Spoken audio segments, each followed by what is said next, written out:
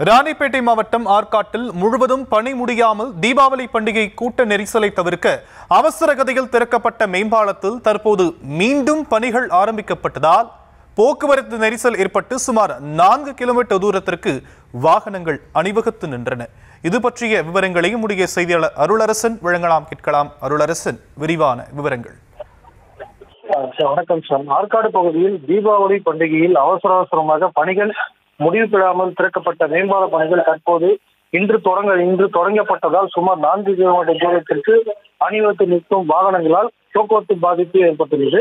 ராணிப்பேட்டை மாவட்டம் சென்னை பெங்களூர் தேசிய நெடுஞ்சாலை ஆற்காடு பகுதியில் மேம்பாலம் அமைக்கும் பணிகள் கடந்த சில ஆண்டுகளாக அமலாக்கத்தில் நடைபெற்று வருகிறது. இதனால் தினந்தோறும் கனரக வாகனங்கள் முதல் இருசக்கர வாகனங்களை அனைத்து செல்வதற்கு போடப்பட்ட தார் சாலை, தற்காலிக சாலைகள் அனைத்தும் வாகனங்களும் போக்குவரத்து நிறுத்திக்கு ஒன்றன் பின் ஒன்றாக நின்றபடி அமைப்போல் ஊர்ந்து செல்வதாக கூறப்படுகிறது.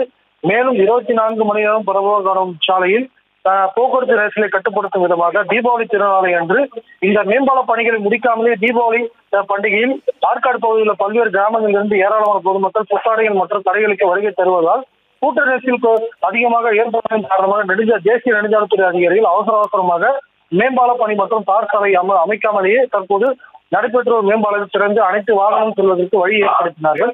இந்த நிலையில் தற்போது அவசரமாக திறக்கப்பட்ட மேம்பால பணிகளால் வேலூர் செல்லும் சாலையில் தற்போது பணிகள் இன்று தொடங்கப்பட்டதால் வேலூரிலிருந்து பெங்களூர் செல்லும் நெடுஞ்சாலையில் இருசக்கர வாகனம் முதல் அனைத்து கனரக வாகனங்களும் ஒன்றன் பின் ஒன்றாக வாகனங்கள் அனைத்து முன்னேறி செல்ல முடியாமல் சுமார் 4 கிலோமீட்டர் தூரத்திற்கு அணிவகுத்து நிற்கின்றது. எனவே தேசிய நெடுஞ்சாலைத்துறை அதிகாரிகள் துரிதமாக செயல்பட்டு நிரந்தரமாக மேம்பால பணியை திறந்து வாகனம் செல்லும் வகையில் பணிகளை விரைந்து முடிக்க வேண்டும் என சமூக ஆர்வலர்கள் மற்றும் பொதுமக்கள் கோரிக்கை விடுக்கின்றனர்.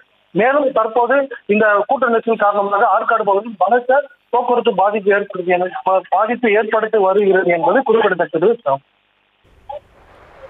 விரிவான விவரங்களுக்கு நன்றி அருளரசன்.